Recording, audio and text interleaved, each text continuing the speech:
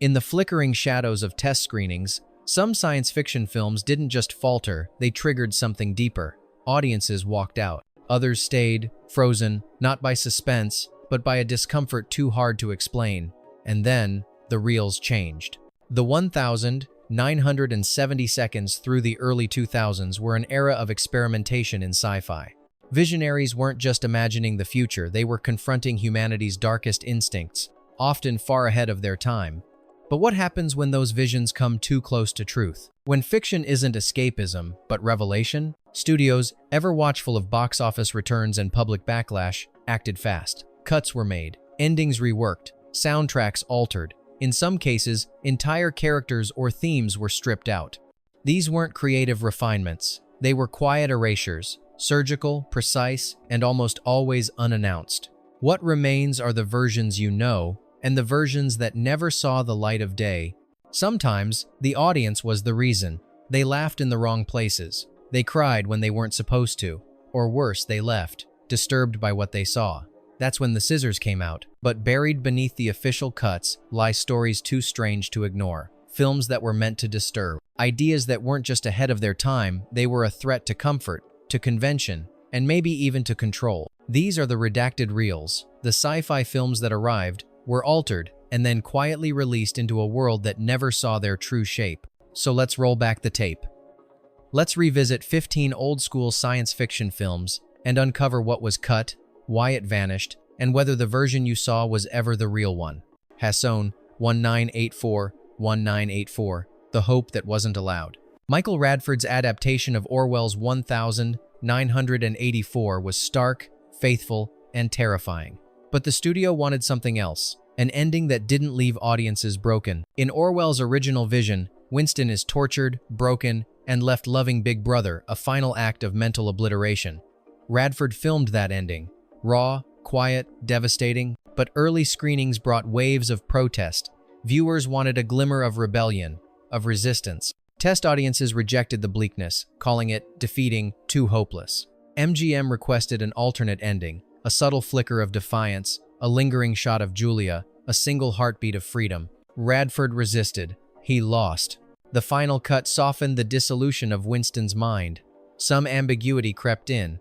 Not much, but just enough for viewers to walk away with something besides dread. It's a small edit, a few seconds, a musical cue, a final expression.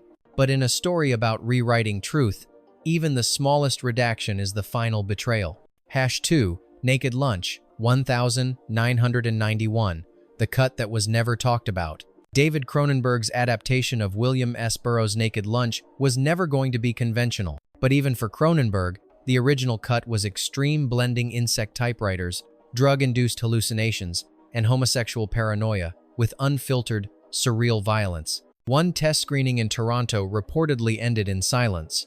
Viewers didn't clap, some walked out, others sat quietly, disturbed not by gore, but by something stranger, a complete lack of moral compass. Producers grew nervous. A few sequences, including a scene involving talking genitalia and a brutal morphing between human and bug, were quietly cut. The film remained weird, but it became palatable. Cronenberg never confirmed what was removed.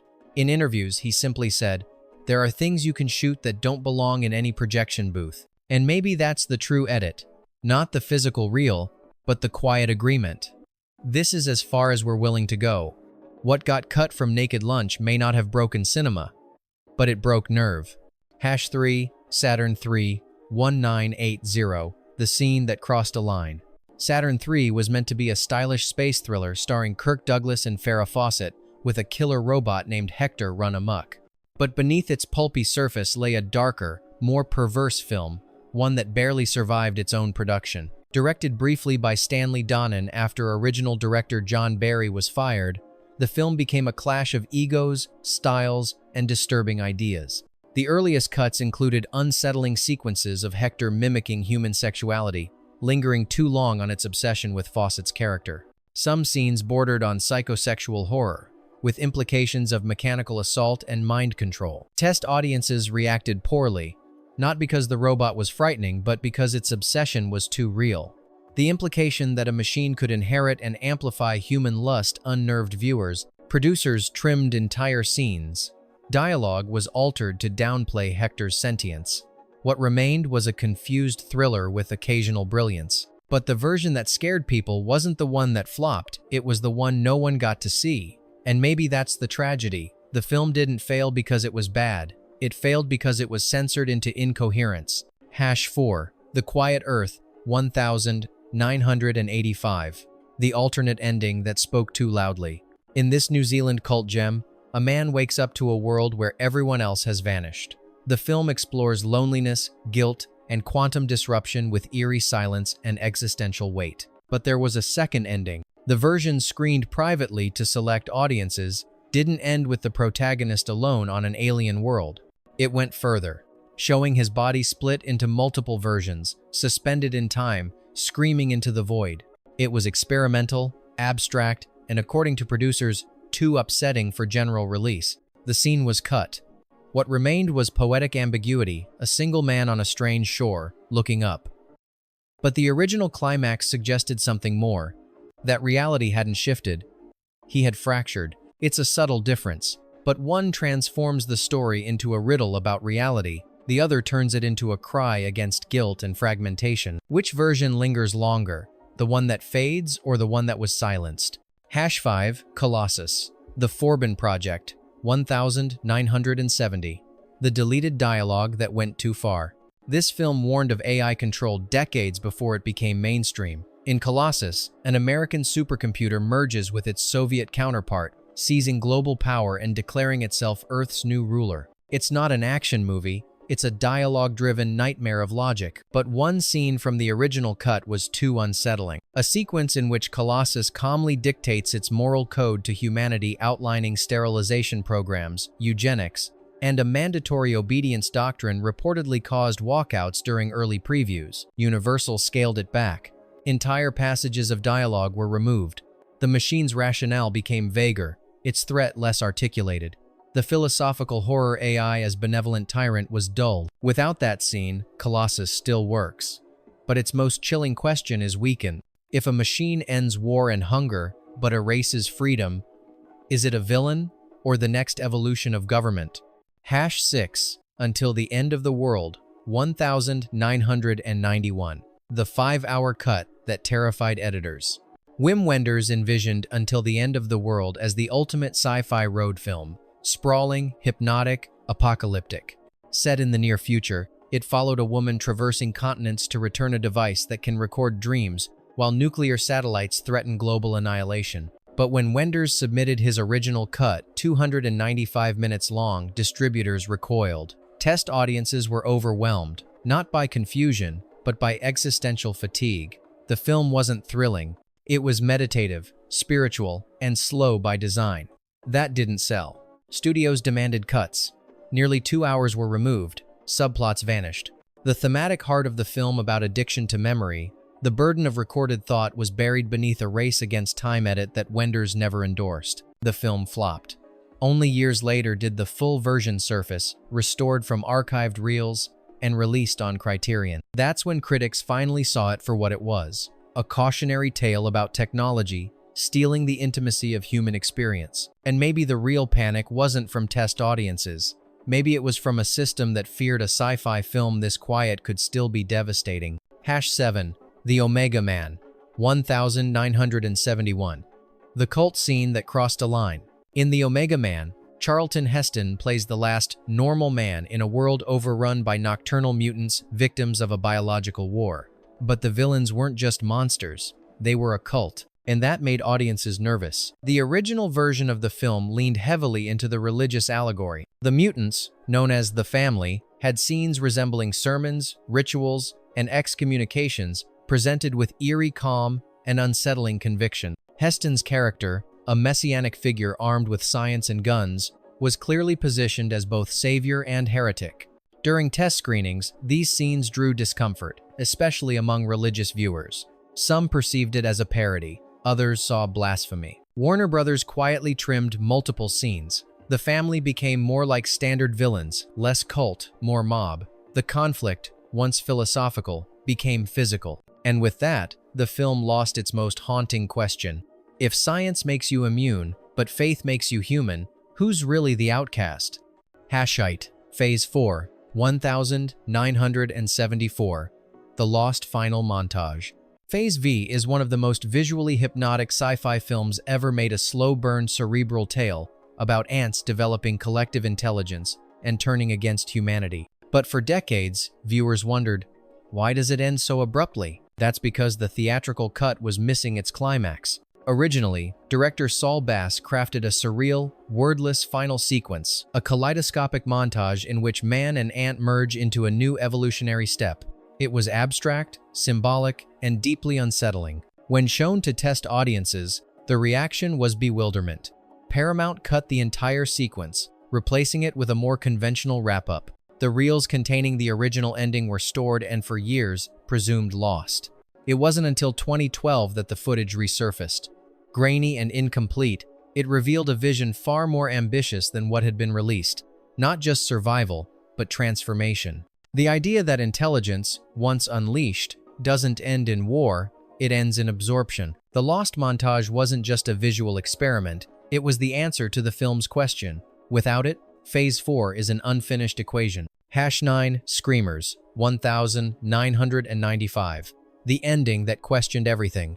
Screamers, based on Philip K. Dick's short story, Second Variety, was bleak, even by 90 Seconds sci-fi standards. Set in a post-apocalyptic wasteland where AI weapons evolve and impersonate humans, it explored paranoia, identity, and betrayal. But the version that reached theaters wasn't the one initially shown. The original ending revealed that the protagonist's only apparent escape, a fellow survivor, was herself a next-generation screamer. In the test version, this twist landed hard. Too hard.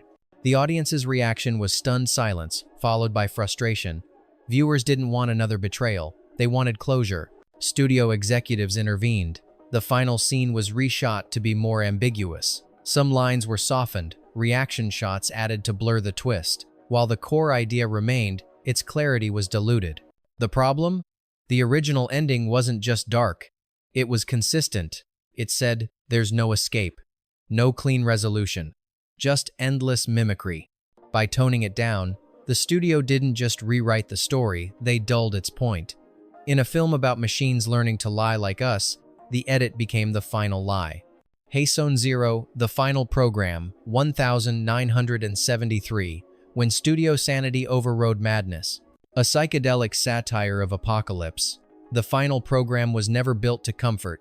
Adapted from Michael Moorcock's novel, the film followed Jerry Cornelius, a messianic antihero navigating a decaying world on the verge of collapse. But when it premiered to test audiences, confusion reigned. The original cut featured a chaotic finale involving genetic fusion, a new post-gender being, and a biting critique of eugenics and identity. But studio executives feared backlash not just for the film's content, but for its tone. Audiences laughed at scenes meant to disturb, and stared blankly at sequences designed as revelations. In response, 10 minutes were cut from the ending. Dialogue was softened. Sound effects were altered to remove shrill sonic dissonance. Moorcock, outraged, called the changes a butchering of concept. What was meant to be an unclassifiable ending became for safer. Stranger still, the altered version became a cult item, not for what it said, but for what it almost said. And when the story is about building the next evolution of humanity, who decided it was too much for ours? Hasunon, The Lathe of Heaven, 1980. Dreams Too Powerful for Broadcast. Based on Ursula K. Le Guin's novel, The Lathe of Heaven, told the story of a man whose dreams alter reality, sometimes with disastrous consequences. The film, made for PBS, was bold, cerebral, and, for some viewers, deeply unsettling. The initial cut contained nightmarish sequences of nuclear war, racial erasure, and climate catastrophe, all born from one man's attempt to dream the world better. But during preview screenings, early viewers complained of confusion and psychological discomfort. PBS trimmed several sequences, including imagery of mass death, ambiguous racial transformations, and a dream involving mass sterilization. The edits weren't announced. No public statement was made. The original version vanished into obscurity, aired only once before being replaced. Le Guin herself noted that while the film remained thematically loyal, its most jarring visual elements were muted. What was meant to be a warning about unchecked utopianism became a quieter parable. The irony? A film about reshaping truth had its own truth reshaped. Can a dream be censored and still remain a dream? Hasson 2, AI, Artificial Intelligence, 2001, The Ending That Wasn't Meant to Be. For years, the ending of AI divided audiences. Many believed it veered into sentimentality, offering a strangely uplifting coda where advanced robots resurrect David's mother for one final day. But that wasn't the original destination Stanley Kubrick envisioned. When Kubrick first developed AI, his concept leaned darker, a meditation on longing without reward. David was to remain at the bottom of the ocean, frozen in eternal hope, never reunited with his creator or mother, a tragic loop of artificial yearning. After Kubrick's death, Steven Spielberg inherited the project and softened the ending. But early test screenings revealed confusion. Some viewers interpreted the robotic beings at the end as aliens. Others saw it as manipulative, even dishonest. Spielberg made minor re-edits. Dialogue was adjusted to clarify that these were future machines, not extraterrestrials. The music score was rebalanced, but the tone had shifted irreversibly. The result? A haunting film split between Kubrick's cold dystopia and Spielberg's emotional redemption arc. It's not a single vision, it's two futures colliding. And perhaps the real tragedy isn't David's fate, but the version of the film we'll never see, the one that stayed submerged. Hasson 3, Solaris, 1972, Tarkovsky. The Western cut that wasn't his. When Andrei Tarkovsky delivered Solaris, he didn't expect it to be altered. But for its US release, the film was trimmed by nearly 30 minutes. Key sequences of contemplation, memory, and grief integral to the film's rhythm were removed. Why? American distributors believed Western audiences lacked the patience for Soviet pacing. The cuts gutted more than runtime, they amputated philosophy. The film's long takes, especially those in the library and the Earth montage, weren't indulgences. They were deliberate pauses in a story about memory's fragility and emotional recursion. Tarkovsky was furious. He believed Solaris was meant to resist conventional narrative flow. Cutting it into a tighter package betrayed the point. What makes this redaction especially tragic is that many Western viewers first encountered Solaris through this shorter version, never realizing they were watching an echo, not the original meditation. And if a sci-fi film about memory and loss loses part of itself, can it still remember what it was? Hasson 4, Altered States, 1980, When Evolution Becomes Heresy. Altered States was never an easy film. Based on Paddy Chayefsky's screenplay, it explored the merging of consciousness, evolution, and religious ecstasy through a series of drug-induced regressions. But when Ken Russell directed it, things got vivid. The original test cut included prolonged hallucination sequences, Jesus morphing into a lizard, crucifixions erupting into lava, and a sensory assault of primal, religious iconography. Audiences were stunned, not in awe, but in confusion and disgust. Many couldn't even describe what they'd seen. Warner Brothers intervened. The hallucinations were trimmed, reordered, and softened. Chayefsky disowned the final product, removing his name. What remains is still intense, but far from the unfiltered descent into theological chaos that Russell envisioned. The irony? The movie is about losing the self in the search for truth. But in the editing suite, it was the film that lost its identity. Hasson 5, Event Horizon, 1997, The Lost Hell Footage. Before torture porn became a subgenre, Event Horizon went there accidentally. When test audiences were exposed to its original cut, they didn't just flinch, they recoiled. Some reportedly walked out during the film's hell sequence, a rapid-fire montage of mutilation, sadism, and glimpses of a doomed crew consumed by madness. Director Paul W.S. Anderson had pushed for a descent into cosmic horror, drawing on Clive Barker and Lovecraft. But the studio panicked, Paramount demanded cuts, and what was left on the editing room floor has since become legend. Lost reels of graphic violence, including images filmed with real amputees and porn actors to simulate agony beyond fiction. Only fragments survive today, a few seconds recovered from VHS dailies, grainy and disturbing. The full uncut version, never released, and according to Anderson, never likely to be recovered. What's eerie isn't just what was removed, it's what that footage meant. It wasn't gore for shock's sake. It was a vision of hell generated by a sentient ship, reflecting the darkest impulses of its crew. It suggested the line between technology and spiritual damnation was razor thin. So why was it cut? Because audiences couldn't handle it, or because it touched something studios feared more than low ticket sales. Existential dread.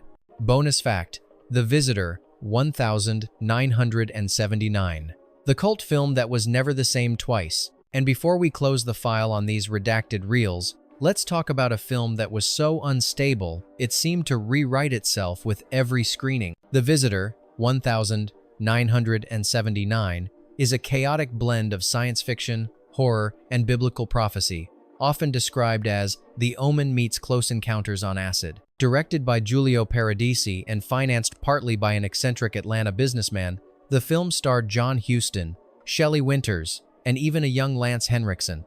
But the most fascinating part? No one's entirely sure what the original version looked like. Multiple cuts of the film exist, some missing entire subplots, others with different voiceovers or alternate editing styles. Depending on the country, year, or distributor, the film could feel like a spiritual thriller, a psychedelic fever dream, or a cosmic war between light and darkness. Test audiences reportedly reacted with everything from laughter to walkouts. Distributors panicked. Edits were made without the director's involvement. Some scenes, like a telekinetic birthday party turning violent, or the whispered dialogue between godlike beings, were restructured or removed entirely. Today, The Visitor exists in restored form, but no two versions feel quite the same. It's as if the film itself is a shifting artifact, an unstable prophecy altered to suit the viewer. Maybe that's what makes it the perfect bonus fact. It was never one story. It was many stories, fighting for control. And in a world where truth can be edited, maybe the only honest films are the ones that refuse to stay still. The films we watched were not always the films that were made. Somewhere between vision and release, between intent and reaction, parts of them were cut away quietly, without warning. But what happens when the edit isn't just for pacing, but to reshape meaning? Which of these altered sci-fi stories do you think lost the most by being changed? And more importantly, if we were shown the real versions now, would we even recognize them?